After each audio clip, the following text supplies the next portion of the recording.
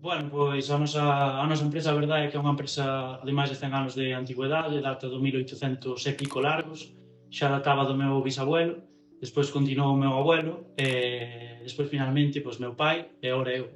Meu pai ainda sigue comigo, ainda que bueno, o tema de construción e reformas, pois, son eu máis quen o gestiona, e el o tema de ferretería, pero nada, eu xa levo 8 anos como autónomo estando na empresa. E, bueno, ahora mismo temos 5 obreros facendo obras tanto en Vigo, en Coruña, como na zona do centro de Galicia, e intentando expandirnos un pouco máis cos tempos que corren, que é moi complicado. Pois o meu día a día, pois como todos sabedes nunha empresa pequena, trátase de facer un pouco de todo, xa sexa levar material, botar unha man na obra, levar as facturas, dar presupuestos, ir a visitar clientes.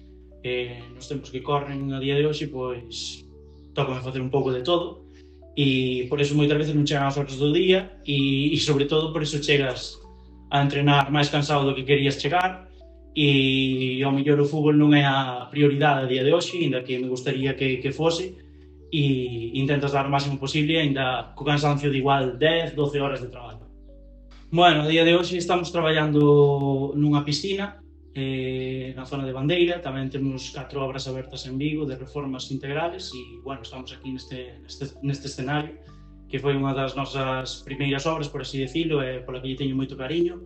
e foi unha casa feita desde cero, non chamaría reforma porque foi máis ben unha restauración do hogar no que estamos, e foi, a verdade, que unha das nosas grandes obras, porque foi unha obra complexa, na que houve facer estrutura, houve que facer toda a obra nova prácticamente, e salvo o casquillo da casa, o resto, pois, non tiñamos nada.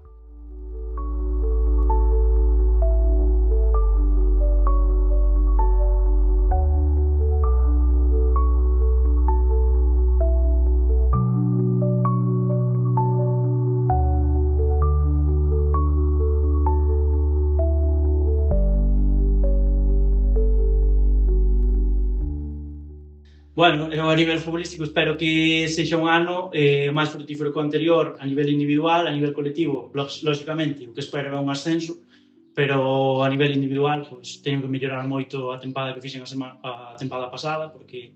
foi unha tempada nefasta a nivel individual, xa pola lesión, que nunca tengo unha lesión de tanta duración, e polos números que, en teoría, debía dar moitos mellores números según veño facendo os últimos anos.